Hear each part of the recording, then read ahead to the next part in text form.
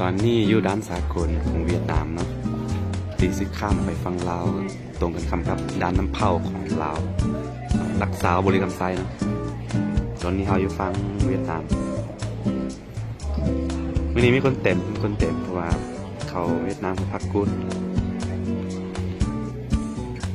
คนลาวนักศึกษาลาวเตรียมกลับบ้านหมด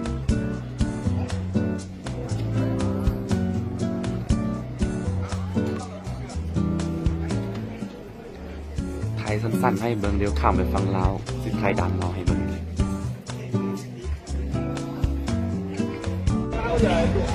วันนี้เขาจะไปเช็คเอาท์เนาะสิออกจากประเทศเวียดนามเข้าไปลาว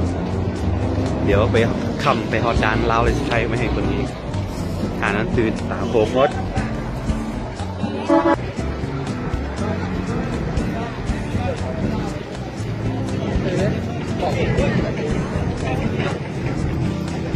เจ้าบ้านขอยังโกใครรู้ครับ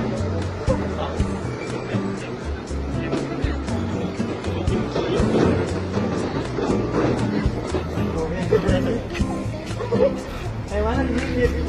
คือเขาเป็นผู้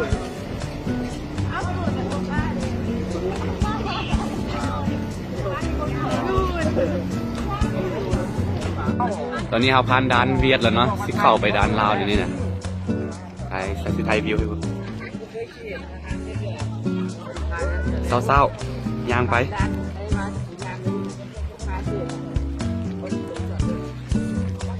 สิไปเช็คอินเข้าลาวแล้วตอนแรงพบกันอยู่ที่เวียงจันทน์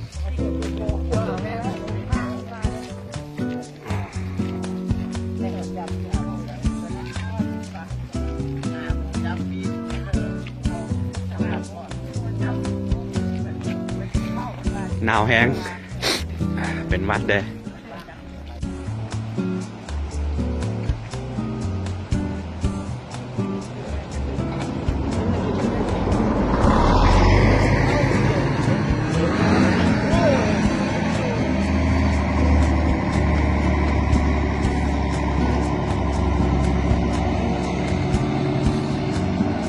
ยังไปไปด้านลาวด้านน้ำเผาลักซาวบริคำไซอันนี้ออกมาแต่เวียดนาม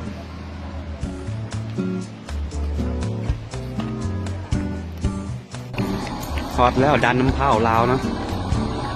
ด้านสากลน้ำเผาสปปลาวเดี๋ยวพบกันที่เวียงจันทน์ตอนแรกนี้